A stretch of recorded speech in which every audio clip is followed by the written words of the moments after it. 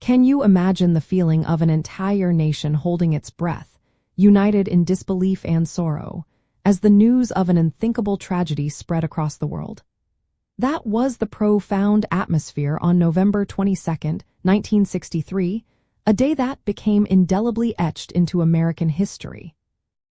The suddenness and sheer magnitude of President John F. Kennedy's assassination left an immense void, sparking countless questions and a desperate need for understanding in a moment of unimaginable grief. In the tumultuous hours and days immediately following President Kennedy's death, President Lyndon B. Johnson swiftly recognized the urgent need for clarity and reassurance. This led to the formation of the Warren Commission, a pivotal governmental body. Its paramount purpose was to conduct a thorough, unbiased, and independent investigation into all aspects surrounding the assassination. The goal was unambiguous: to provide a definitive, official account that could calm a shocked nation and offer credible answers to both the American people and the international community.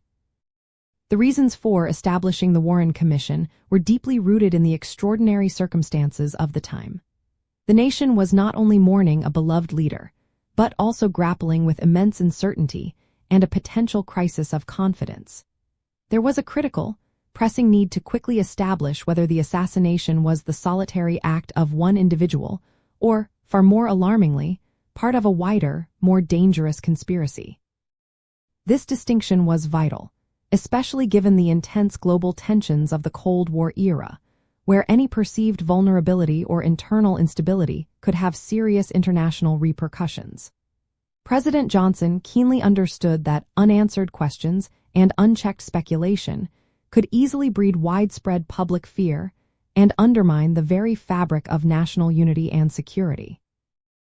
Therefore, a comprehensive, public, and transparent investigation was absolutely indispensable to restore public trust and stabilize the nation during an unprecedented period of vulnerability.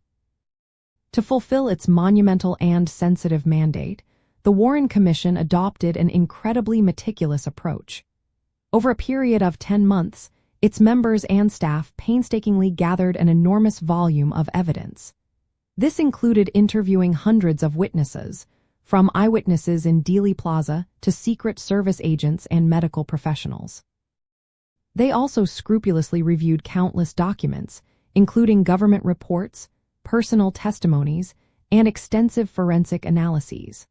Their mission was to reconstruct every single detail of that tragic day, from the movements and motives of the alleged assassin, Lee Harvey Oswald, to the precise sequence of events leading up to and immediately following the fatal shots. This methodical and exhaustive investigation aimed to ensure that their eventual findings were as thorough and unimpeachable as humanly possible, culminating in a massive, publicly accessible report that sought to lay bare all the facts. It's fascinating to note that Chief Justice Earl Warren, a highly respected and distinguished figure, initially expressed great reluctance to head the commission.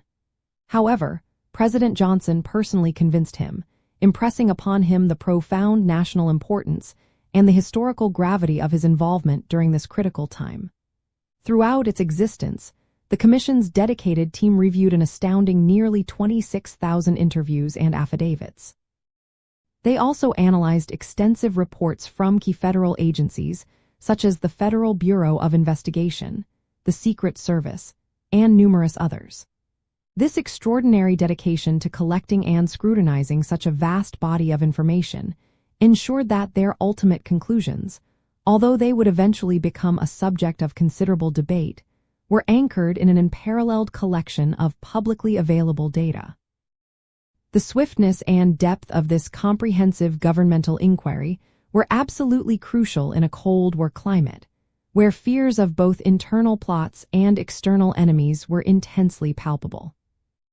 In its essence, the formation of the Warren Commission was a deeply significant and direct governmental response to an unparalleled national trauma. It represented an urgent and determined effort to bring a sense of order, official clarity, and definitive explanation to a moment of profound chaos and collective grief. While its ultimate conclusions, notably the lone assassin finding, have certainly been debated and scrutinized over the decades since its publication, its establishment provided the nation with an authoritative governmental record.